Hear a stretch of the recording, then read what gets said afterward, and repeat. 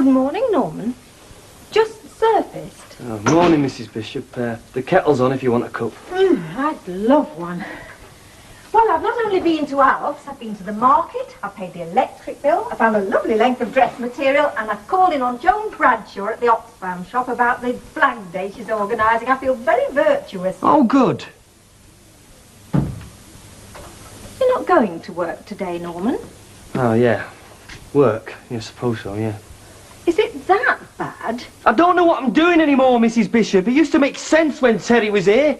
Terry was the leader. But now he's gone, and I wake up in the morning and look at the day ahead, and all I can see is streets and streets of doors, and dogs, and kids, and me walking down them with my suitcases, and the doors go on, and all that changes is I might get laughed at in one street, or barked at in another. Oh, and every so often I make a quid or two. And that's all that happens. That's the whole point. Making a quid or two. Well, there's got to be something else, Mrs. Bishop. Well, I must say, Norman, I've always thought you were rather better than selling on the doorstep. It's not that I'm better than it, Mrs. Bishop. I'm wrong for it. I don't see the point anymore. And I wish Terry was here. Norman, you've got to start thinking independently of Terry. You're your own person, and you must make your own decisions. Oh, yeah? Like buying the van? That's the kind of decisions I make, duff ones. Anyone can make a mistake, Norman. But not anyone can get themselves out of them, Mrs. Bishop. It took you to get me out of the last one, didn't it? Which only shows you're not the right sort to be buying vans. And I've never thought you were the right sort to be selling on the doorstep. But you shouldn't hold that against yourself. I mean, I'm not a very good all-in wrestler, Norman, but I don't think any less of myself for that.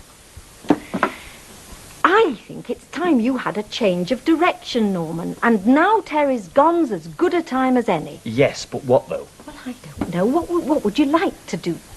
Trapeze act in a circus. Oh, seriously? I'd like to fly Concorde. Don't be silly. I don't know. That's the whole point. I know what I'm doing now. Knocking on doors.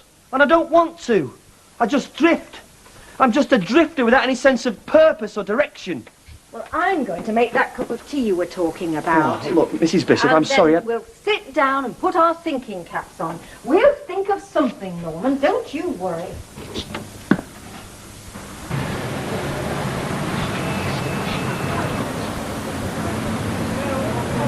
Lollipop man, how'd that suit? No, sir. Oh, you're picky, you, aren't you? I can tell. Cleaner look. $2.20 an hour. I mean, who'd work for $2.20 an hour? Someone who was getting $2.10 an hour. Ah, would you, though? I've got a wife and kids, mate. I need money, not confetti. How long have you been looking? Oh, I was in short trousers when I first came here. You? Well, I'm not really unemployed. It's just that I'm not right for the job I'm doing. I think I'm temperamentally unsuited. Does it pay you? Well, it's reasonable. Then I should have a word with your temperament. You coming in?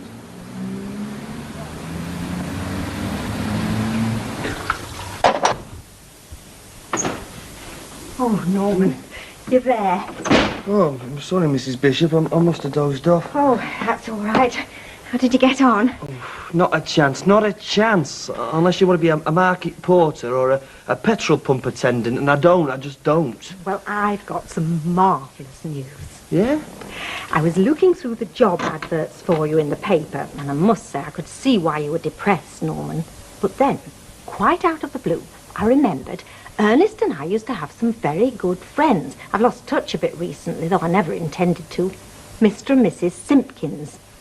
Now, Mr. Simpkins is a very nice man, Norman, and he's an insurance broker. Started off with just himself and a clerk. Now he's got quite a large staff, and he's opening another office. Well, I acted on impulse and went to see him. I think it must have been meant, Norman. He was looking for someone right now, and he was just about to advertise. Well, what, for a job, you mean? Yes. Well, I described you to him, told him about your A-levels and how you'd got yourself on the wrong track and were looking to start again. Well, I honestly think, Norman, if you present yourself as I know you can, I think it's as good as yours. Oh, what's the job? It's an insurance clerk. I mean, you'd be responsible for quoting for motor and home insurance. You'd have your own desk and you could wear your suit instead of it gathering dust in your bedroom. And it's the sort of job that goes somewhere, Norman. I mean, after a while, you could easily find yourself office manager. I told him you'd be in to see him tomorrow afternoon. Well, what do you think? Yeah, great.